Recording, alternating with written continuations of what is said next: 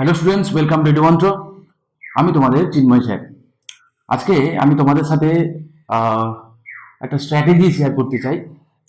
সামনে তোমরা জানো ডাব্লিউবিসিএস এর প্রিলিমিনারি পরীক্ষা রয়েছে এবং অনেক দিন পরে ডাব্লিউবিসিএস এর প্রিলিমিনারিটা ফাইনালি হয়তো বা হতে চলেছে। টেন্টেটিভ ডেট রয়েছে মার্চ মাসে। তোমরা নিশ্চয়ই সবাই জানো, তোমরা নিশ্চয়ই ফর্মও ফিল আপ করে নিয়েছো।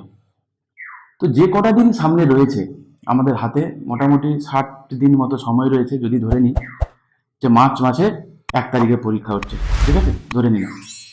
তাহলে এই 7 দিনে আমাদের স্ট্র্যাটেজি কি হওয়া উচিত? আমরা কিরকম পড়াশোনা করব, বা যখন আমরা পড়াশোনা করব কিভাবেই বা করব, কোন কোন জায়গাগুলোকে আমরা ফোকাস করব, সেগুলো বুঝবো কিভাবে, ঠিক আছে? তো যতটুকু আমি আমার মনে হয়েছে তোমাদের কাজে লাগতে পারে আমি তোমাদের সঙ্গে শেয়ার করছি।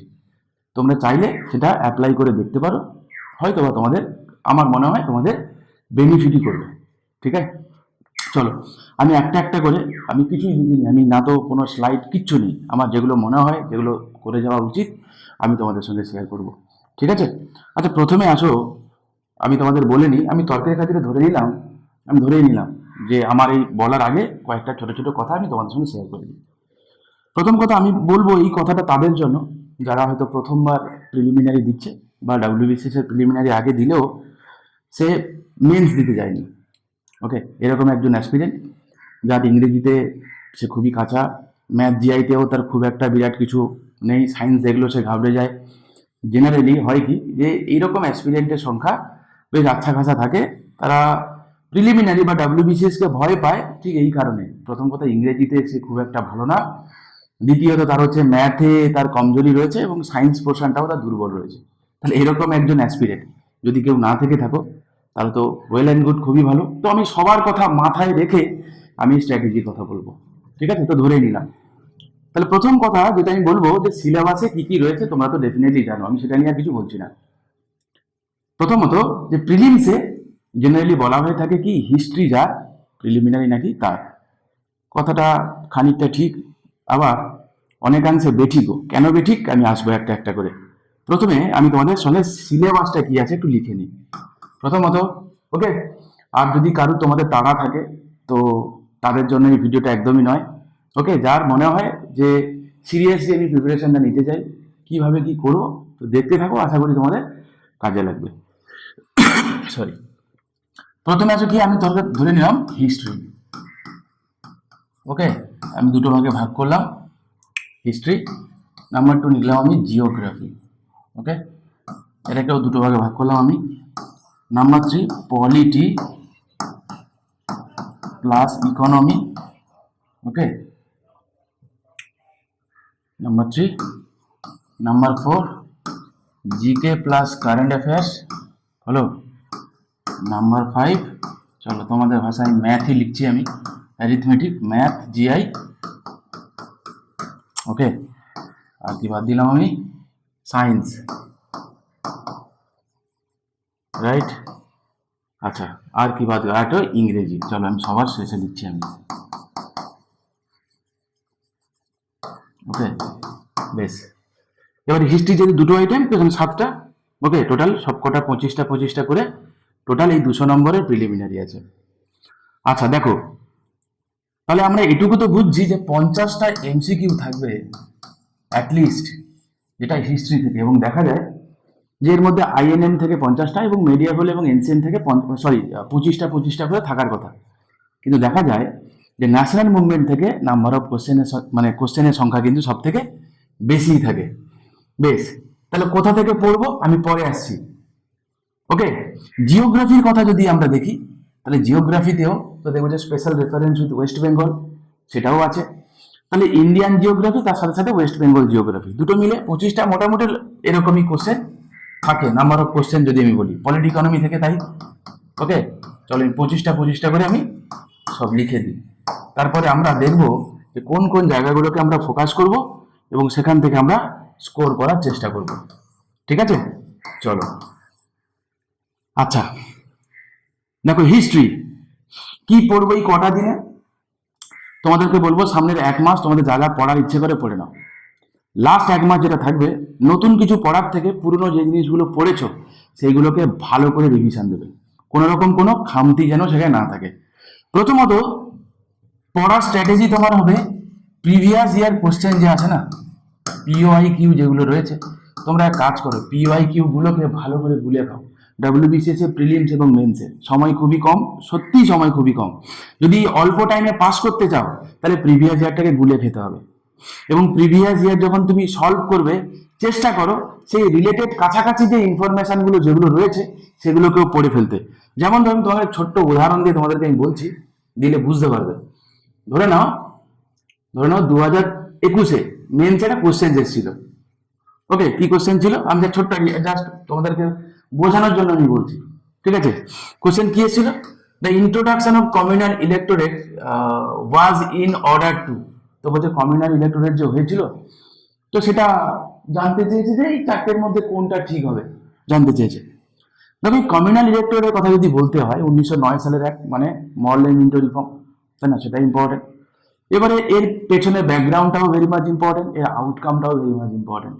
এবং এর পাশাপাশি যে মুসলিম লীগ তৈরি হয়েছিল, কমিউনাল ইলেক্টোরেট জিনিসটা কি, ফাদার অফ কমিউনাল ইলেক্টোরেট কাকে বলে, এর ফলে কি হয়েছিল, এই রিলেটেড ছোট ছোট পাশাপাশি যে ইনফরমেশন গুলো যেগুলো তুমি যদি একটুখানি ভালো করে পড়ে যাও, তাহলে দেখবে যে প্রিভিয়াস ইয়ার তোমাকে কিন্তু গাইড করবে কি কি জিনিস তোমাকে পড়তে হবে। ঠিক আছে? কি বললাম? যেমন ধরো পার্টিশন অফ বেঙ্গল হওয়ার ফলে কি হয়েছিল তার এফেক্টটা তো পড়েছিল, হঠাৎ করে তো কমিউনাল ইলেক্টোরেট আসেনি।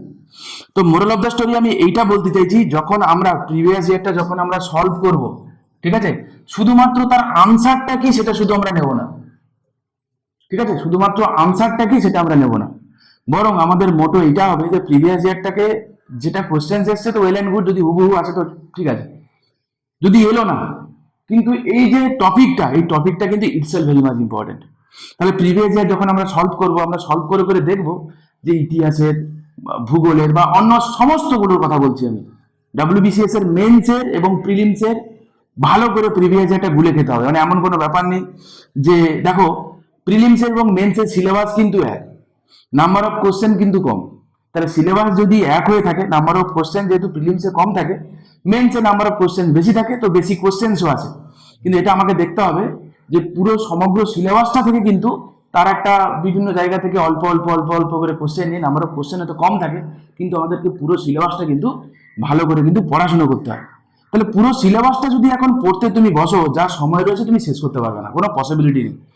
ওয়েল এন্ড গুড, তুমি যদি কেউ থাকো খুব পড়াকু থাকে, ভালো করে খুঁটিয়ে খুঁটিয়ে পড়লো, তাও বলবো 2 মাসে এত বড় সিলেবাস তুমি যদি নতুন করে পড়ে শেষ করবে বলো, একটু চাপ আছে।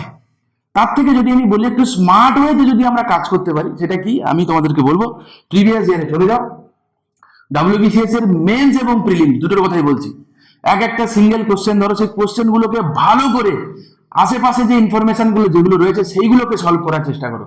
এবং সেইগুলোকে তোমরা একটা ক্রোনোলজিক্যালি যে কোনো একটা স্ট্যান্ডার্ড বই ধরে, যে কোনো স্ট্যান্ডার্ড বই, কোনো বই ভালো নয় আবার কোনো বই খারাপ নয়, হ্যাঁ, সিভিল সার্ভিসের স্ট্যান্ডার্ডের যে কোনো বই, সে তোমার যদি মনে হয় যে পুনম দালাল দহিয়ার বই খুব ভালো তো পড়ো, ওয়েল এন্ড গুড, এনসিআরটি ভালো তো পড়ো, ওয়েল এন্ড গুড, আমাদের জীবন মুখোপাধ্যায়ের বই তাও পড়ো, তোমার যা পড়তে ইচ্ছে করে, যেটাতে তুমি পড়ে কমফোর্টেবল, ঠিক আছে? নতুন কোনো মেটেরিয়ালের দিকে না গিয়ে যেটা তোমার কাছে অলরেডি রয়েছে, রাজীব আইনের বই আছে, ঠিক আছে? তো যার যেটা অলরেডি রয়েছে, কারোর হয়তো দেখা যাবে লুসেন্টের বইটাও রয়েছে, ভালো কথা, অসুবিধা নেই। তাহলে যখন আমরা প্রিভিয়াসে যখন সলভ করব, দেখে নেবো যে জায়গাগুলো কোনগুলো কোনগুলো ইম্পর্টেন্ট, জায়গাগুলোকে আমি মার্ক করব। তারপর দেখবো আমার কাছে যে বইগুলো অ্যাভেলেবেল রয়েছে, সেখানে যদি সাফিসিয়েন্ট ইনফরমেশন না থাকে, এখনকার সময় তো গুগল রয়েছে, গুগল থেকে করো। তাহলে তুমি বলবে আমি খাটবো না, তাহলে যদি বলো তুমি খাটবে না, তাহলে কিন্তু এটাতে চাপ আছে সিলেকশন পাওয়া। ওকে, কিন্তু তুমি যদি প্রিভিয়াস ইয়ার ধরে ধরে রিলেটেড ইনফরমেশন গুলো যেগুলো রয়েছে, যে একটা কোশ্চেন সলভ করবো, রিলেটেড 5টা 7টা 10টা ইনফরমেশন আর কি কি আছে আশেপাশে জিনিস, সেগুলো আমি পড়বো। পড়তে গিয়ে দেখবে তোমার মোটামুটি ভাবে অল্প সময়ে তোমার কোন কোন জায়গাগুলো যে ইম্পর্টেন্ট জায়গা, সেইগুলো তোমার কিন্তু কভার হবে। ফলে আমি আশা করি তুমি কিন্তু একটা ভালো জায়গায় থাকবে। হলো? তাহলে প্রথম কথা আমি কিভাবে পড়বো সেটা আমি বললাম। এবারে কেউ বলছে স্যার পরীক্ষা কিভাবে দেবো, আমি সেটা কিন্তু এখনো আসিনি। কিভাবে পড়বো, আগে পড়ি তারপরে তো এক্সিকিউশনের দিকে যাবো, ঠিক আছে?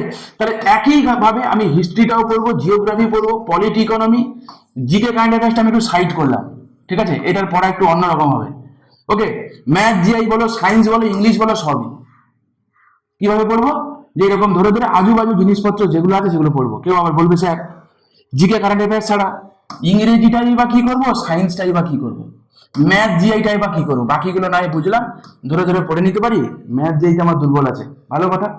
তাহলে এই 2 মাসে যদি কেউ ম্যাথে এবং জিআইতে দুর্বল থাকে, তাহলে সব থেকে অল্প সময়ে যদি তুমি আমাকে বলো ইনপুট আউটপুট রেশিও সব থেকে বেটার হবে, ভালো হবে, তাহলে আমার মনে হয় নতুন করে কোনো চ্যাপ্টার ওয়াইজ ধরে ধরে প্র্যাকটিস করার থেকে আমার মনে হয় ডাব্লিউবিসিএস এর প্রিভিয়াস ইয়ারে তুমি চলে যাও, গিয়ে দেখো ডাব্লিউবিসিএস এর মেন্স এর কথা বলছি, যে দেখো যে কোন কোন চ্যাপ্টার গুলো থেকে সব থেকে বেশি কোশ্চেন এসছে।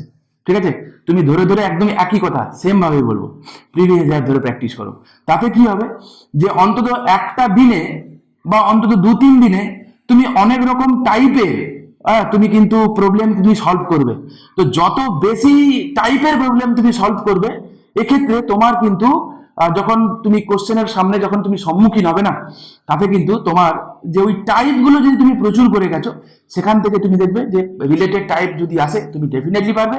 এবং এটা দেখা যায় যে ডাব্লিউবিসিএস এর মেইনস এর কোশ্চেন পেপার গুলো সলভ করে গেলে প্রিলিমসে হঠাৎ করে উৎপটাং কিন্তু নতুন কিছু জেনারেলি থাকে না।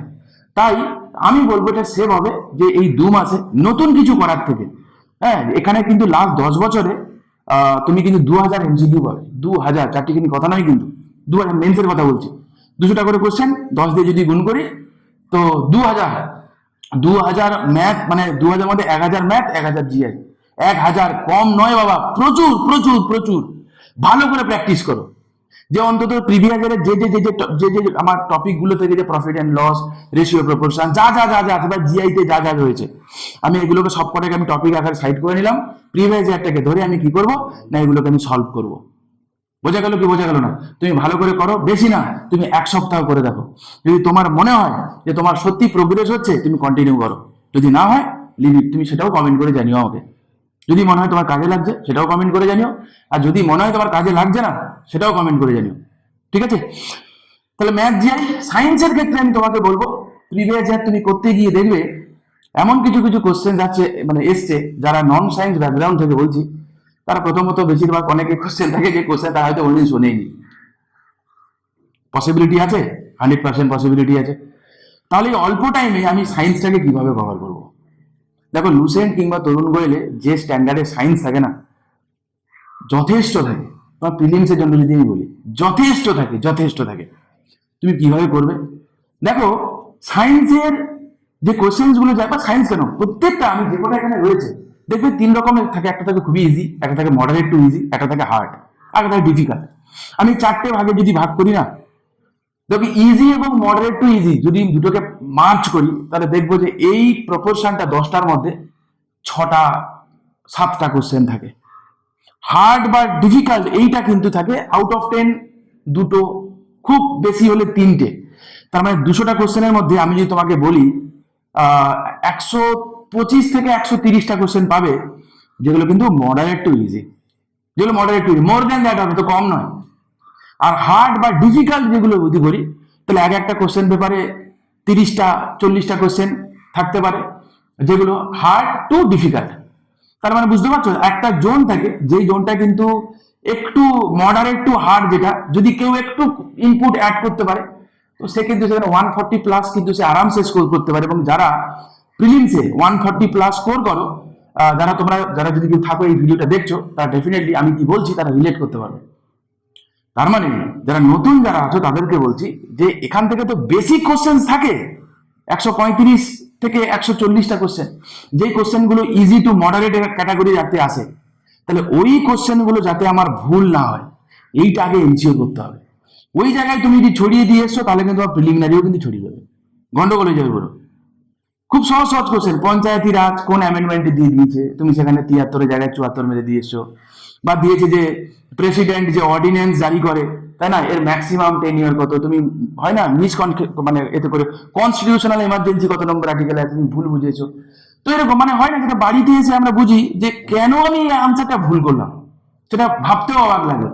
হয়তো নিশ্চয়ই তোমরা প্রত্যেকে বুঝবে যে প্রত্যেক বছর এত কিছু প্র্যাকটিস করে যাওয়ার পরেও হলে যখন ফাইনালি এক্সিকিউশনের সময় আসে, তখন কিন্তু আমাদের মনে হয় যে এই কোশ্চেনটা আমি ভুল করে এসেছি হলে বসে, বাবার নাম কে লিখেছে, ছোট ছোট জিনিস যেগুলো জেনারেলি হয় কি, তোমাকে যখন কোনো বন্ধু প্রশ্ন করে তুমি ভুলই বলো না, কিন্তু পরীক্ষার খাতায় দাঁড়িয়ে এমন হয়েছে তুমি এগুলো ভুল করে এসছো। তো এই ভুলের সংখ্যা যত বাড়বে তুমি জানবে যে তুমি তোমার মডারেট টু ইজি কোশ্চেন গুলো ভুল করে ফেলছো। তার মানে কি, তুমি নিজের উপর নিজের প্রেশার দিচ্ছ। আমার কাছে প্রত্যেক বছর ফোন আসে, এই সংখ্যাটা কিন্তু কম নয়, যারা বলে যে 2 নাম্বার 1 নাম্বারের জন্য তারা এবছর প্রিলিমস দিতে পারেনি, অথচ তারা পেয়েছিল প্রিলিমসে যে কাট অফ তার থেকে বেশি নম্বর পেয়েছিল। অনেকেই ছিল, অনেকেই প্রত্যেক বছর ফোন করে, অনেকেই। তাহলে এটা হচ্ছে কেন? তাহলে গন্ডগোলটা কোথায় রয়েছে? পড়াশোনাতে কিন্তু গন্ডগোল নেই। পড়াশোনাতে যদি গন্ডগোল থাকতো, একটা অ্যাসপিরেন্ট 140টা ঠিক করে এসছে এবং দেখা যাবে যে এত ভুল করেছে সে, 15, 17, 20 নাম্বার কারোর বাদ দিতে হয়েছে। তুমি ভাবতে পারছো? এবার ভাবো 20 নাম্বার বাদ, 140 পেয়েছিল, 120 সে তার এখন স্কোর হচ্ছে, কাট অফ 123 গেছে। তুমি আমার বলো তো, ওই অ্যাসপিরেন্টটা কি খারাপ অ্যাসপিরেন্ট ছিল? 140টা রাইট করে এসেছিল, কম নয় কিন্তু। তাহলে এক্সিকিউশনে গন্ডগোল রয়েছে। বুঝতে পারছো আমি কি বলছি? তাহলে এক্সিকিউশনে যখন গন্ডগোল রয়েছে, কোন জিনিসগুলো এক্সিকিউশনে গন্ডগোল হয়? একটা তো যেগুলো ভেরি ডিফিকাল্ট হয়, টাফ হয়, তুমি অ্যাটেম্প করবে না, আর ও তোমায় ডিস্টার্বও করে না, যদি তুমি না পাকামো করো তো। তাহলে আমাদেরকে ডিস্টার্ব সেই কোশ্চেন গুলো করে, যে কোশ্চেন গুলো আমি জানি যেটা আমি চাইলে করতে পারি, আবার আধা আধা টাইপের আসছে, কনফিউশন হচ্ছে দুটো অপশন নিয়ে।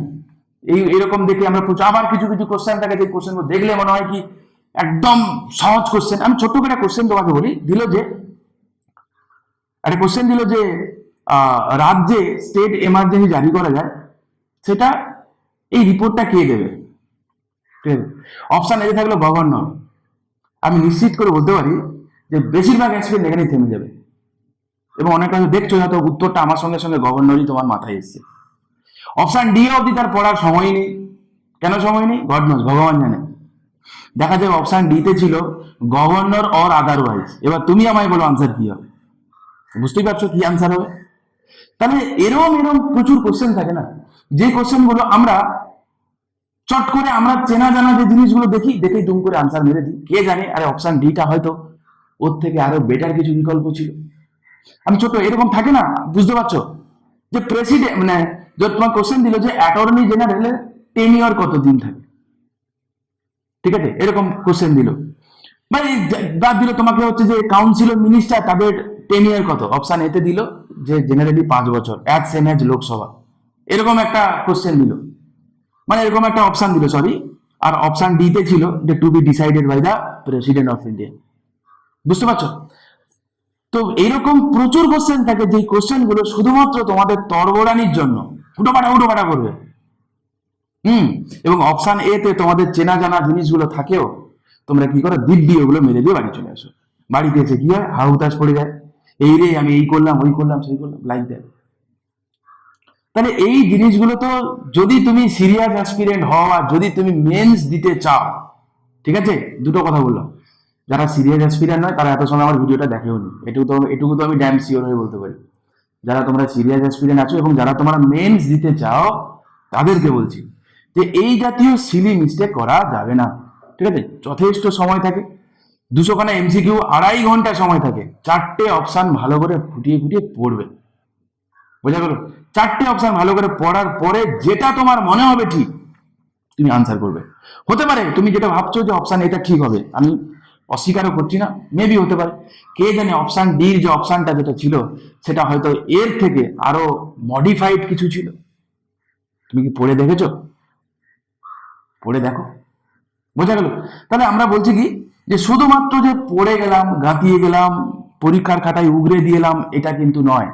আমি বলছি এটা কিন্তু বিয়ন্ড দ্যাট।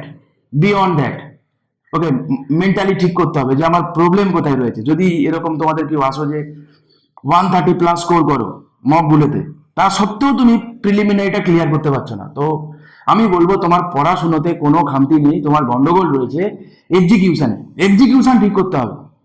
প্রচুর প্রচুর প্রচুর মক দিতে হবে, আর অন্য কোনো রাস্তা নেই। প্রচুর মক্স দাও, মক্স দিতে দিতে দিতে যে ভুলগুলো তুমি পরীক্ষার খাতায় করো, ওই ভুলগুলো তুমি ডেলি করো, বাড়িতে বসে করো। হ্যাঁ, বই খাতা না দেখে নিজের মতো জেনুইনলি পরীক্ষা দাও। যেগুলো যেগুলো গন্ডগোল হচ্ছে, একদম সিম্পল জিনিস, বই উল্টাও। 50টা বই করার কোনো প্রয়োজন নেই।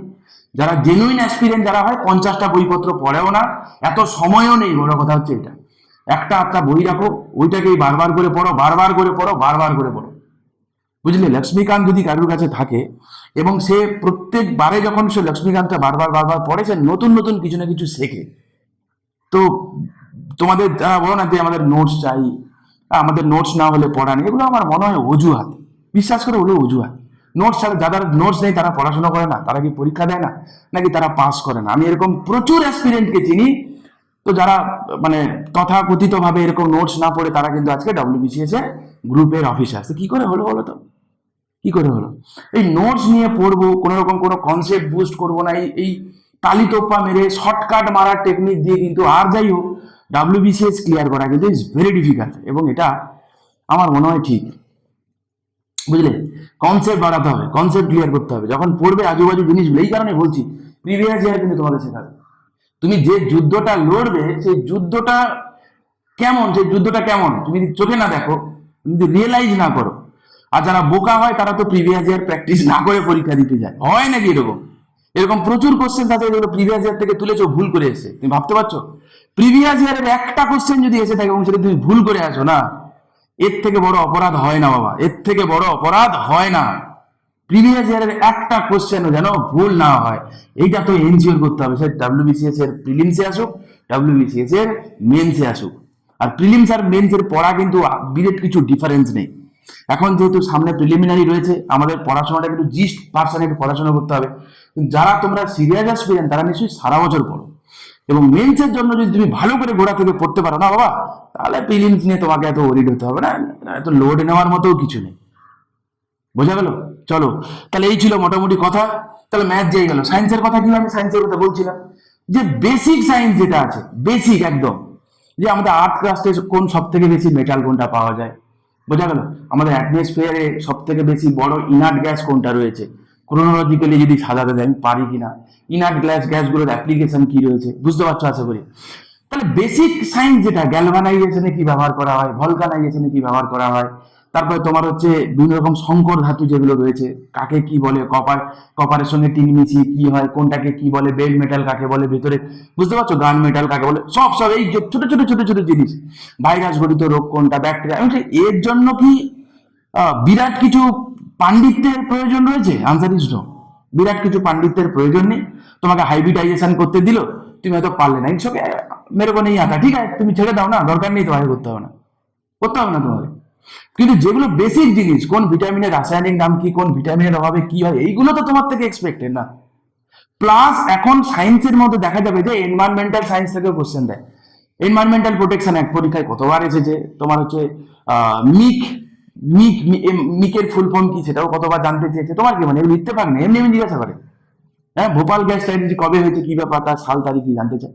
তাহলে আমি বলছি হচ্ছে আমাদের যে বায়োডাইভার্সিটি প্রোটেকশনের কবে হয়েছে, হ্যাঁ, ভারতবর্ষের বড় রামসর সাইট, কিন্তু যেগুলো দেখতে আমরা মনে হয়, তুমি দেখবে গুনে যে কখনো কখনো সায়েন্সের কোশ্চেন হয়তো দেখা যায় লেস দেন 25 আছে। আরে না বাবা, বাকি কোশ্চেন গুলো আছে, তুমি ধরো এনভায়রনমেন্টাল সায়েন্সও তো রয়েছে। আবার জিকেতেও আচ্ছা কাছা কোশ্চেন থাকে যেগুলো কিন্তু আবার নর্মাল হিসাবে দেখি, যেগুলো হিস্ট্রিও তো জিকে হতে পারে। এই জন্য আমরা গুনে দেখি যে হিস্ট্রি সংখ্যাটা বেশি থাকে, আসলে ওগুলো জিকে হিসেবে ধরা হয়েছে। বুঝতে পারছো আমি কি বলছি? তো এত মাথা না খাটিয়ে আমার মনে হয় কি, যেগুলো তোমাদেরকে বলছি চাইলে একটু ভরসা করে দেখতে পারো, প্রিভিয়াস ইয়ার ভিত্তিক পড়াশোনা করো, যে যে কোশ্চেন গুলো রয়েছে কোশ্চেন গুলোকে ভালো করে একদম গুলে খাও, গুলে খাও, একদম গুলে খেয়ে নাও, ঠিক আছে? আর যে যে জোন গুলো দিয়ে যাবে, যে কোশ্চেন গুলো কোন কোন জোন থেকে দিয়েছি দেখি, সেই জোন গুলোকে আমরা খুঁটিয়ে খুঁটিয়ে ভালো করে পড়বো, যার যে বইটা রয়েছে। বিশ্বাস করো, যে কোনো একটা ইউপিএসসি স্ট্যান্ডার্ডের কুচবি বই চলেগা, যে কোনো বই চলবে, বাংলা হোক ইংরেজি হোক, খুঁটিয়ে খুঁটিয়ে পড়ো। এবারে জেনারেলি আমরা ইংরেজি বই প্রেফার করি, জেনারেলি করি। তার কারণ কি? তার কারণ কি এই না বাবা, তার কারণ হচ্ছে এইটা, যেহেতু ডাব্লিউবিসিএস এর মেন্স এর যে কোশ্চেন পেপার থাকে সেটা কিন্তু পুরোপুরি ইংরেজিতে হয়, বাংলায় হয় না। তাই যখন তুমি পড়ছো, লিটারেচারের ইংরেজি একরকম গল্প, নর্মাল এই সমস্ত সাবজেক্টিভ ইংরেজি অন্যরকম গল্প, আমার রকেট সায়েন্স মোডে নয়। এবং দেখবে পরীক্ষার খাতায় ওখানে কোশ্চেন পেপার লেখা থাকে, যদি কখনো বাংলা এবং ইংরেজি কোশ্চেন নিয়ে ডাউট হয়, তো ইংরেজি তর্জমাতে যেই কথাটা বলা হয়েছে সেটাই ঠিক। তাহলে আমার কথা যে আমি একজন অ্যাসপিরেন্ট পরীক্ষা দিতে যাচ্ছি, আমি কেন কনফিউশনে রাখবো, তাই না? সেই ক্ষেত্রে বলা হয় যে রেকমেন্ডেড থাকে যে ইংরেজি বইগুলো পড়ুন, তার কাছে যদি বাংলা বই থেকে থাকে পড়ে, এবং সে যদি কোশ্চেনটা পড়ে তার মানে বুঝতে পারে, আমার মনে হয় না এখানে কোনো অন্তরায়, যা আছে ওটাই পড়ো, ভালো করে পড়ো, খুঁটিয়ে খুঁটিয়ে পড়ো, বুঝলে? কনফিউশন হওয়ার কোনো দরকার নেই, পাজেল হলেও যাওয়ার কোনো দরকার নেই। আর না হলে কি পড়বে আর কি পড়বে না, তুমি নিজেও পাগল হয়ে যাবে, 2 মাসে তুমি শেষই করতে পারবে না। কোনো 2 মাসে বাবা অত বিরাট বড় সিলেবাস, তুমি কি করে শেষ করবে? একটা প্রপার প্ল্যান থাকবে না, গাইডলাইন থাকবে যে এর উপর ভিত্তি করে আমার স্টাডিটা আমি করব, পড়াশোনা করব। বুঝতে পারছো? চলো, আমি অনেক বলছি হয়তো, আমি জানি না তোমাদের আদৌ কাজে লাগছে কিনা। নেক্সট আসো ইংরেজি। ইংরেজি কি করব? আমি বলি 2014 সালের আগের ইংরেজির কোশ্চেন পেপার দেখবে, 2014 পরের ইংরেজি কোশ্চেন গুলো দেখবে। আচ্ছা, এই কথাটা কেন বললাম? 2014 আগের যে ইংরেজিগুলো আমার মনে হয়েছিল, মানে মনে হয় যে সেগুলো ছিল তুলনামূলকভাবে কঠিন এখনকার ইংরেজির থেকে। বলবে কেন স্যার? কারণ আগে সিনোনিম অ্যান্টোনিম ডাইরেক্ট ওয়ার্ড দিয়ে জানতে চাইতো, এখন হয়তো একটা সেন্টেন্স দিয়ে আন্ডারলাইন করে বলে বলো এর সিনোনিম কি বা অ্যান্টোনিম কি। থাকে না কোশ্চেন? তা তুমি বলো একটা ওয়ার্ডকে সেখান থেকে সিনোনিম কিংবা অ্যান্টোনিম খুঁজে বার করা, আর একটা সেন্টেন্সের মাঝখান থেকে তার সেন্টেন্সটা পড়ে আমি তো একটা ফিল পাই না। তাহলে এটা তো একটা অ্যাডভান্টেজ, আমার অ্যাডেড অ্যাডভান্টেজ, যে আমি একটা ফিল পাই, যে বারবার পড়ে পড়ে আমি বোঝার চেষ্টা করি কি বলেছে দেখি। সেটা কিন্তু তুমি আগে পেতে না। এখন অ্যাপ্লাইড ইংরেজিটা অনেক বেশি হয়েছে, যেটা আমার মনে হয়েছে অনেক ভালো, অ্যাপ্লিকেবল। যাকে পড়াশোনা করো, রেগুলার পেপার পত্রিকাগুলো পড়ো, একটু চোখ কান না খোলা রেখে ইংরেজিটা পড়ো, যে দেখি তো এটা কি বলে অ্যাবস্টেইন ফর্ম যখন পড়ছো না শুদ্ধভাবে। আমরা পড়াশোনার সময় বললাম না একটু অ্যাটেনশন দিয়ে পড়ছি, যাই পড়ে, পলিটি পড়ো, ইকোনমি পড়ো, হিস্ট্রি পড়ো, জিওগ্রাফি পড়ো, যা খুশি পড়ো, যে কোনো ইংরেজি মেটেরিয়াল যখন তুমি পড়ছো না, একটু চোখ কান না খোলা রেখে পড়ছো, তুমি অ্যাপ্রোপ্রিয়েট প্রিপোজিশনে দেখবে তোমার প্রবলেম কত সলভ হয়ে যাবে। থাকে তো, আরে রেগুলার সেন্টেন্স দেখতে দেখতে দেখতে দেখতে বলবে যে কি বলে, এটা কি অ্যাবস্টেইন ফর্ম হবে না কি হবে, দেখি তো অ্যামাউন্ট ইন বলছে কি বলেছে দেখি। এবার চলে ইংরেজির মধ্যে কি কি আইটেম রয়েছে, যে আইটেমগুলো ম্যান্ডেটারিলি আসে, যেগুলোর জন্য বিরাট কিছু ইংরেজির পাণ্ডিত্যের প্রয়োজন নেই, বিরাট ইন্টেলিজেন্ট হতে হবে এমন কোনো ব্যাপার না। নাম্বার ওয়ান, ইডিয়ামস আছে কি আছে না বলো? তুমি আমাকে বলো ইডিয়ামস পড়তে গেলে কি বিরাট বুদ্ধি লাগে? মুখস্থ করতে হবে। এবার ইডিয়ামস তোমরা বলো মুখস্থ করতে, আমি বলি ইডিয়ামস খুব মজাদার জিনিস। ইডিয়ামস গুলো কিন্তু এক একটা কাহিনী, একটা স্টোরি, একটা গল্প, যেগুলো ইটসেলফ একটা জিকে বহন করে। টু মিট ওয়ান্স ওয়াটারলু আছে না, আছে না, এটা ইডিয়ামস আছে কিনা, আমি একটা উদাহরণ দেওয়ার জন্য বলছি। তা দেখো, এই কথাটা জানতে গিয়ে তুমি ওয়াটারলুর যুদ্ধের গল্প জানতে পারবে, যে ওয়াটারলুর যুদ্ধে নেপোলিয়নের চূড়ান্ত পরাজয় হয়েছিল। একটা জিকে তুমি জানতে পারলে যে ও আচ্ছা 1815 সালে ওয়াটারলুর যুদ্ধ হয়েছিল। বুঝতে পারলে? আমি বলছি পড়াটাকে বোরিং ভাবে না নিয়ে না, তুমি চাইলে একটু ইন্টেলিজেন্ট ওয়েতে পড়াটাকে অনেক মজাদার করতে পারো, যেটা আমার মনে হয় তোমার কাজে লাগবে। কারণ জার্নি অনেকটা লম্বা। এবারে ভাবো তুমি একটা কথা, তোমরা ঠিক করেছো যে কয়েকজন বন্ধু মিলে হেঁটে হেঁটে দেখা যাবে যে হয়তো ট্রেক করতে যাবে। বুঝতে পারলে? যে কদিন না, 7 দিন হাঁটবে, 10 দিন হাঁটবে, ট্রেক করতে বেরিয়েছো। তা সবাই মিলে যদি চুপচাপ মৌনব্রত পালন করো, ভালো লাগবে কি? ভালো লাগবে না না। তাহলে এখানে কি ট্রেক তো খুব ইজি জিনিস নয়, টাফ আছে। তাহলে আমরা যদি সেই সময় চাপ না খেয়ে যদি আমরা কুল হয়ে একে অপরের সঙ্গে গল্প করতে করতে মজা করতে করতে যাই, তাহলে আমরা জানি না এই মজা করতে করতে আমরা অনেক কিছু অ্যাচিভ করে ফেলি অজান্তে। তা আমি বলছি ডাব্লিউবিসিএস এর এইটা যেহেতু অনেকটা বড়, আমার মনে হয় তোমাদের পড়াটাকে একটু মজাদার করা উচিত। ঠিক আছে? শুধু পড়তে হয় বলে নয়, প্রত্যেকটার পেছনে এই যেমন ধরো ছোট্ট করে একটা কথা বলি, যে ডে গুলো যেগুলো রয়েছে না, একটু স্মার্ট ওয়েতে পড়ো, আমি এইটা বলতে চাইছি। ধরো না তর্কের খাতিরে যে 5 জুন দিনটা, বা ছেড়ে দাও 5 জুন গুলি মারো, ধরো 2 ফেব্রুয়ারি দিনটা রিসেন্টলি দেখা যাবে যে ইন্ডিয়াতে 96খানা রামসর সাইট হয়েছে, রিসেন্টলি ডিক্লেয়ার করলো, আবার অ্যাড হলো দুটো। তাহলে 96খানা রামসর সাইট এই না এলো, তো তোমার প্রথম কথা Ramsar site itself very much important, তাই না? যে রামসর কনভেনশন কবে তো হয়েছিল, রাইট? ওয়েটল্যান্ড ডে হিসেবে কবে পালন করা হয়, কেন বলা হয়? তুমি সেই যখন পড়ছো একটা জিনিস, রামসর কনভেনশনটাই হয়েছিল 2 ফেব্রুয়ারি, ইরানের রামসর নামক জায়গাতে 1971। এই যে তুমি তুমি কানেক্ট করে দিলে, তুমি আর জীবনে ভুলবে না যে 2 ফেব্রুয়ারি দিনটাকে রামসর ডে হিসেবে পালন করে। এতবার ইন্ডিয়ান ওয়েটল্যান্ড মানে সরি ওয়েটল্যান্ড ডে হিসেবে পালন করা হয়। রকেট সায়েন্স মোডে না। তাহলে প্রত্যেকটা যে ডে যেগুলো রয়েছে না, তার পেছনে কিন্তু কিছু না কিছু গল্প রয়েছে। আমি বলছি শুধুমাত্র এই ডে গুলোকেই ধরে ধরে দুলে দুলে মুখস্থ করার থেকে পেছনে যে ব্যাকগ্রাউন্ড স্টোরি গুলো রয়েছে একটিবার গুলো মানে মন দিয়ে পড়ে নাও। যে 10 ডিসেম্বর দিনটাকে কেন আমরা হিউম্যান রাইট ডে হিসেবে আমরা পালন করি, কেন পালন করি? অন্য কোনো দিনে তো হতে পারতো। এর কি কোনো সিগনিফিকেন্স আছে? দেখবো ওটা আবার ইচ্ছা জিকে। বুঝতে পারছো আমি কি বলছি? তো যখন তুমি পড়বে না, তো পড়াটাকে এইভাবে পড়ো, মজা করতে করতে পড়ো, দেখবে তোমার স্পিয়ারটা আস্তে আস্তে বাড়বে, তুমি মজা পেতে থাকবে। তুমি যখনই মজা পেতে থাকবে না, আর আমরা কোনো কাজ করে যখন আমরা মজা পাই, আমরা সেই কাজটা আরো বেশি বেশি করে করি, তো তোমার অজান্তে না, তো আমার মনে হয় তোমার প্রিপারেশনটা অনেক বেটার জায়গায় যাবে বলে অন্তত আমার মনে হয় তুমি করে দেখতে পারো। ঠিক আছে, 1 সপ্তাহ করে রাখো, কাজে না লাগলে আমি তো বলেছি। কতজন তো ইউটিউবে তো প্রচুর ভিডিওস রয়েছে, স্ট্র্যাটেজিরও রয়েছে, তো কোনো কিছু অভাব নেই।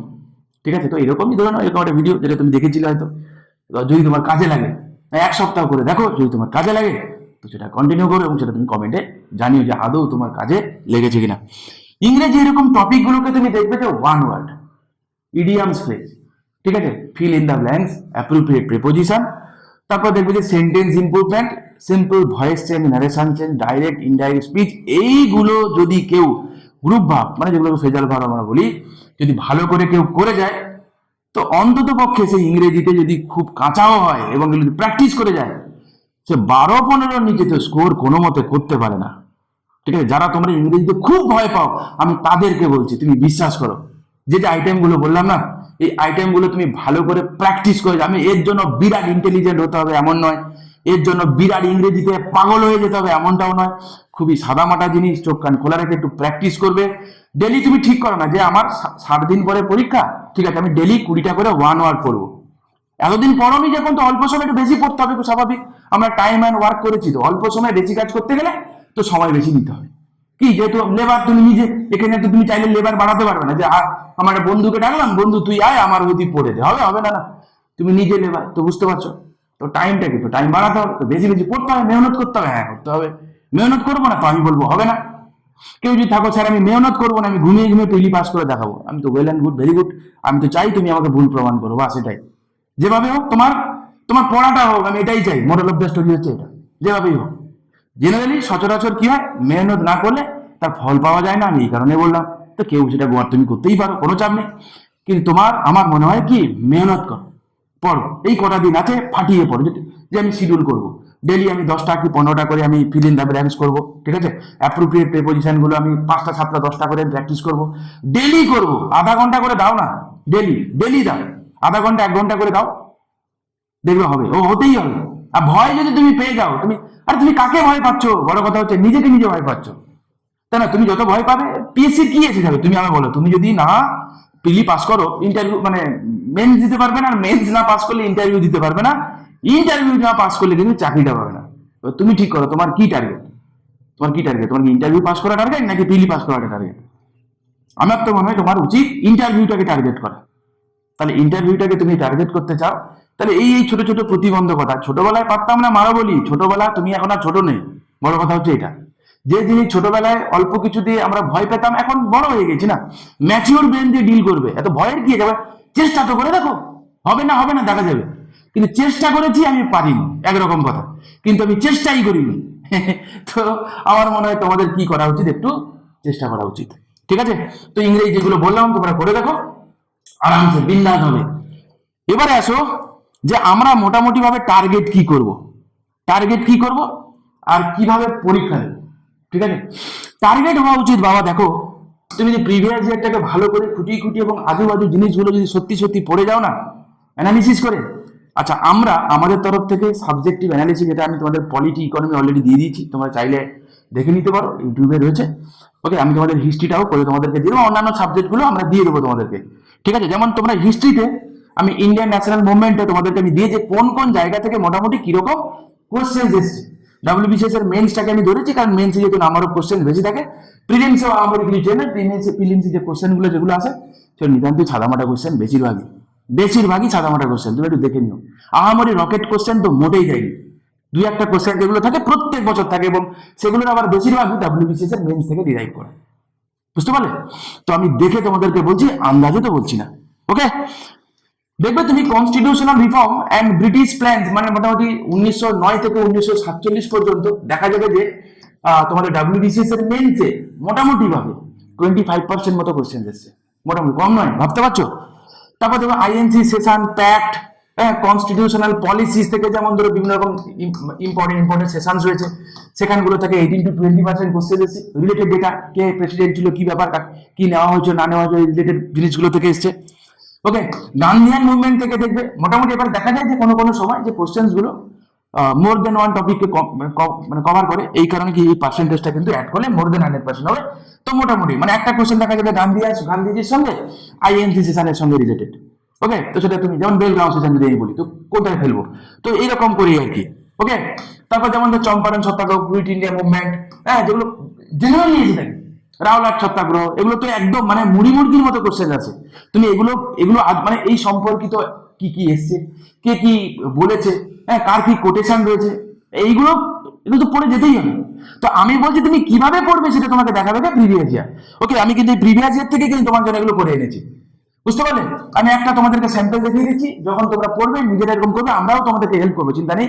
কিন্তু আমি বলছি তুমি যখন পড়বে তোমার পড়াটা এরকম স্মার্ট হইতে হবে, ঠিক আছে? আনাড়ি ভাবে আনতাবড়ি ভাবে নয়, তাহলে তুমি শেষ করতে পারবে না, পাজেল হয়ে যাবে অল্প সময়। তুমি কি করবে? কারণ তুমি নিজেই জানো না তুমি কি, তোমার কি করা উচিত আর কি করা উচিত নয়। এই করতে করতে তুমি ল্যাব খাবে, হঠাৎ করে দেখবে একদিন অ্যাডমিট কার্ড চলে আসবে, ডাউনলোড করে নেবে, মাথায় বাজ পড়বে কি পরীক্ষা দেবো, এরকম করে।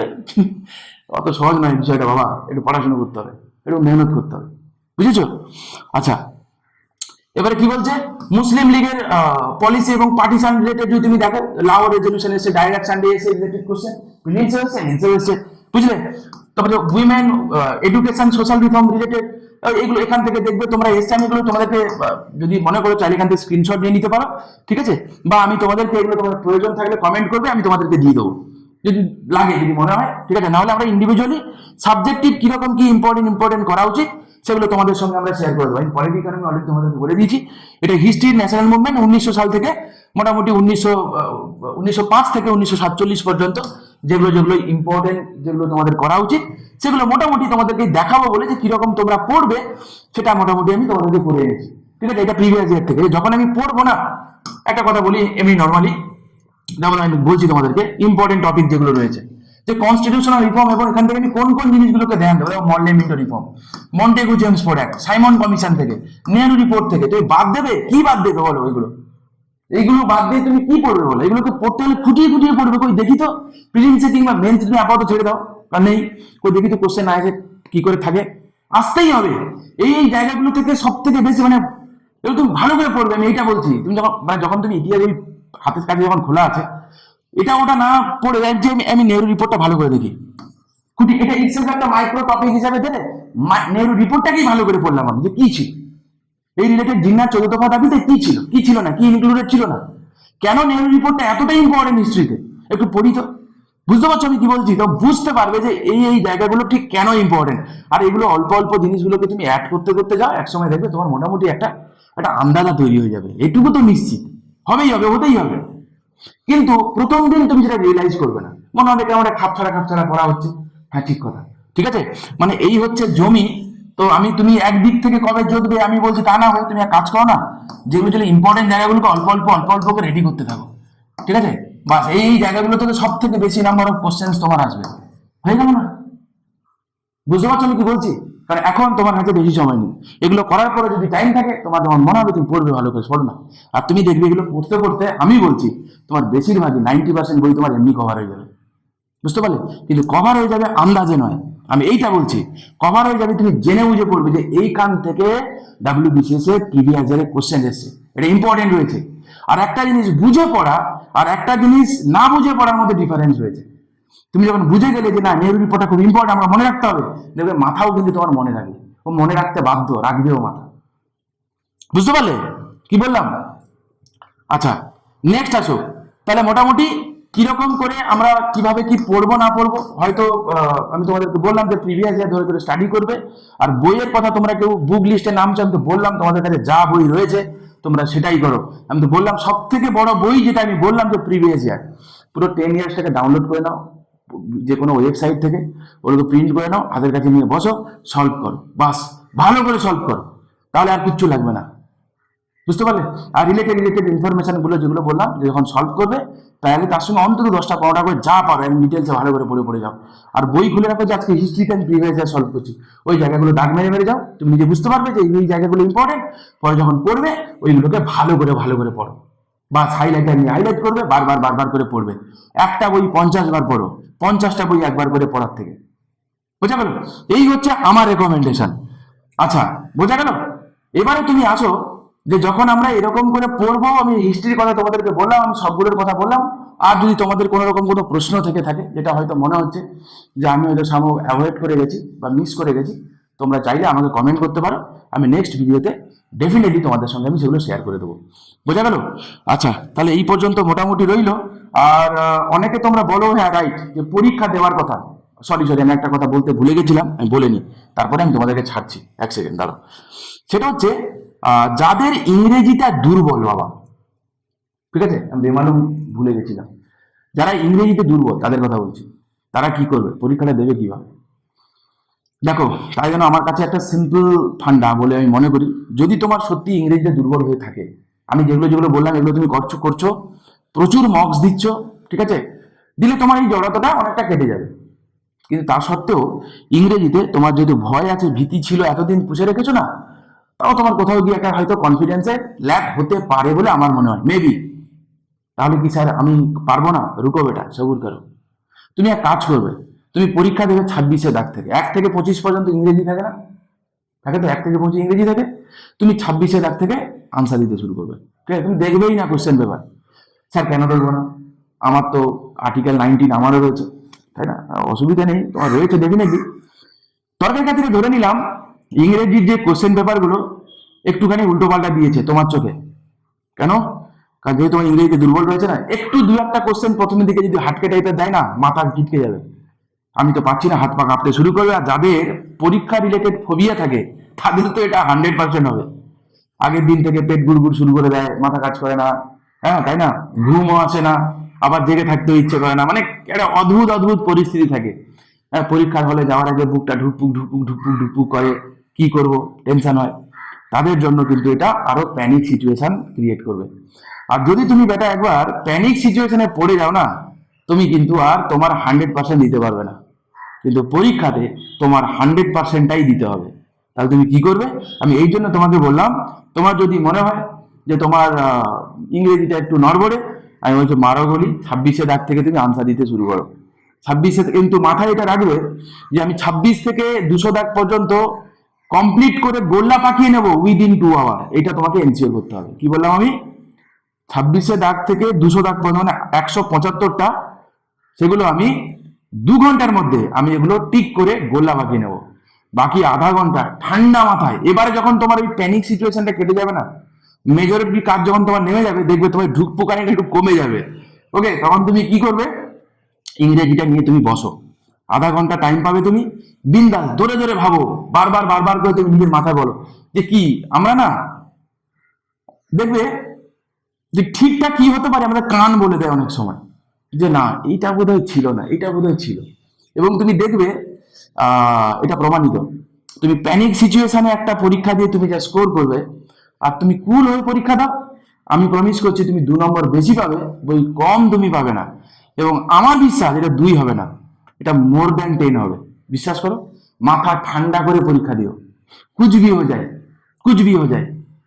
এরপরে আসো, অনেকে আছে কাট অফ নিয়ে মাতামাতি, এবছর কাট অফ কি হবে কে জানে, আমি তোমাদেরকে বলছি এবছর কাট অফ কে হবে কেউ জানে না, কেউ জানে না। তাহলে কে জানে, আমি আবারও বলছি, এবছর কাট অফ কি হবে কেউ জানে না। তাহলে কোনটা সেফ স্কোর কে জানে, কেউ জানে না। যদি কেউ বলে থাকে, আই ডোন্ট নো কিভাবে বলছে, বাট কেউ জানে না। তাহলে জানেটা কে? আবারও বলছি, কেউ জানে না। বোঝা গেল, এটাই আনসার, কেউ জানে না, এটাই মানে কেউ কিভাবে জানবে? তাহলে স্যার মোটামুটি ভাবে আপনি যদি বলেন যে সেফ স্কোর কি হতে পারে, কি হতে পারে, রাইট, কি হবে বলিনি, আমি তোমাকে বলবো যদি তুমি গিয়ে দেখো যে মোটামুটি 130 to 140 কোশ্চেন যেগুলো এসছে, সেগুলো ইজি টু মডারেটেড ক্যাটাগরিতে রয়েছে, রিমেনিং যে কোশ্চেন রয়েছে হার্ড টু ডিফিকাল্ট রয়েছে, ঠিক আছে। মোটামুটি তার মানে আমি ধরে নিলাম 140 আর 60 যদি এরকম হয়, তাহলে তুমি মোটামুটি ভাবে ধরে রাখো যে কাট অফ 125 প্লাস যাবে স্বাভাবিকভাবে। তো বুঝতে পারছো, ইজি টু তো ডিপেন্ড করে যে ইজি টু মডারেট কোশ্চেনের সংখ্যা কত রয়েছে। যদি ইজি টু মডারেটের কোশ্চেন সংখ্যা বেশি হয়, তো কাট অফটাও স্বাভাবিকভাবে বেশি হবে। ইজি টু মডারেট যদি কম থাকে, তো কাট অফটা একটু জেনারেলি একটু কম হয়। আর একটা মোস্ট ইম্পর্টেন্ট কথা, যে ওই বছর ডাব্লিউবিসিএস মেন্স দেওয়ার জন্য নাম্বার অফ ক্যান্ডিডেট কতজনকে নেওয়া হবে, বা এই সমস্ত কিছুর উপর ডিসাইড করে কাট অফ ঠিক হয়। তবে বলাটা খুবই টাফ, ভেরি ডিফিকাল্ট। আমি তোমাদেরকে বলবো, তোমরা যদি মোটামুটি ভাবে 130, ঠিক আছে, একদম 130 মেনে চলে যায়, 130 135 আমি স্কোর করবো, 2 মাসে করা সম্ভব কিনা, আমি বলবো 100% করা সম্ভব। এটা আমি জেনুইনলি বলছি, শুধু কথার কথা না, বা ইউটিউবে ভিডিও বানাতে হয় বলেও তোমাদেরকে বলিনি। 2 মাসে 140 জেনুইনলি বলছি পাওয়া যায়। কিন্তু সেই লেভেলের ডেডিকেশন এবং সেই লেভেলের মেহনত যদি তোমার থাকে, বোঝা গেল? এই দুটো শর্ত একসঙ্গে হতে হবে। মানে আমি বলছি যে আমি বিয়ে বাড়িতেও যাব, আবার পিড়িতে 140 পাবো, হবে না। বোঝা গেল? একটু এই দুটো তিনটে মাস একটু নিজেকে একটু ডিসিপ্লিনের মধ্যে রাখতে হবে, একটু মেহনত করতে হবে, আর একটু সাইন্টিফিক ওয়েতে পড়াশোনা করতে হবে, স্মার্ট স্টাডি করতে হবে, বাস। তাহলে না হওয়ার জন্য কোনো কারণ নেই। তুমি যদি নতুন অ্যাসপিরেন্ট হও, নতুন অ্যাসপিরেন্টে তার প্রথম ভয় যে থাকে যে এটা আমার ফার্স্ট অ্যাটেম্প, আমার দ্বারা কি সম্ভব? আমার আশেপাশে যে দাদারা দিদিরা আছেন তারা অনেকবার করে দিয়েও তারা পিলি পাস করে দিয়ে আমি কি পারবো? এই যে তোমার মাথায় এটা ঢুকে গেছে না, তুমি প্রথমেই চলে গেছো অনেক পিছনে। তুমি ডেফিনেটলি পারবে। আমি তোমাকে শুধু বলতে হয় বলে বলছি না, বোঝা গেল? শুধু তুমি দেখো যে তোমার কোন কোন জায়গাগুলো দুর্বল হয়েছে, আইডেন্টিফাই করো। যদি তুমি সেটা ম্যাথ দিয়ে আমি বললাম তো প্রিভিয়াস ইয়ারটাকে গুলে খাও, আরে বাবা করে তো দেখো, করে তো দেখো, তারপরে তো বলবে ঠিক ভুল তো পরের কথা। 1 সপ্তাহ করো, দেখো যে তুমি তোমার জায়গাটা আগের থেকে ইমপ্রুভ করতে পেরেছো কিনা, বাস, তাহলেই হবে। বোঝা গেল? তো এই ছিল মোটামুটি প্রিলিমিনারি রিলেটেড স্ট্র্যাটেজি। জানি না তোমাদের হয়তো অনেকে অনেক রকম এক্সপেকটেশন থাকতে পারে। যদি কারোর কোনো প্রশ্ন থেকে থাকে যেটা হয়তো আমি কভার করিনি, তোমরা চাইলে নিচে আমাকে কমেন্ট করে জানাতে পারো, আমি নিশ্চয়ই তোমাদেরকে তার উত্তর দেবো। ঠিক আছে, চলো দেখা হচ্ছে নেক্সট ভিডিওতে। এবং আমি তোমাদেরকে বলছি যে আমরা প্রিলিমিনারিতে যতটুকু যা আমরা পারবো আমাদের তরফ থেকে, মোটামুটি জিকে মানে GK current affairs plus polity, economy, history, GK section যেটা রয়েছে, সেই পুরো এন্টায়ার জিকে সেকশন রিলেটেড আমরা এডু মঞ্চতে যারা রয়েছি আমরা, আমি কেন, সন্দীপ স্যার কেন, নিলয় স্যার কেন, আমরা তোমাদেরকে এগুলো রেগুলার প্রোভাইড করে যাব। ঠিক আছে, তোমরা ভালো থেকো, দেখা হচ্ছে নেক্সট কোনো ভিডিওতে।